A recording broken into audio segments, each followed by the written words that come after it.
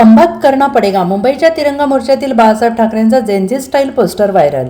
नीट पेपरफुटी प्रकरणानंतर देशभरातील विद्यार्थ्यांनी उठवलेल्या तीव्र आवाजाने जेनझी तरुणाईच्या आक्रमक पावित्र्यामुळे अखेर काल केंद्रीय शिक्षण मंत्री धर्मेंद्र प्रधान यांनी आपल्या पदाचा राजीनामा दिला आहे. या ऐतिहासिक विजयाचे औचित्य साधून आज मुंबईतील छत्रपती शिवाजी महाराज पार्क येथे तिरंगा रॅली आयोजित करण्यात आली. या मोर्चात तरुणाने झळकवलेल्या पोस्टर्सने सगळ्यांचे लक्ष वेधून घेतले. रॅलीमध्ये हिंदू हृदय सम्राट बाळासाहेब ठाकरे यांच्या फोटोसह कमबॅक करना पडेगा असा जेनझी स्टाईल बॅनर तरुणांनी हातात धरला.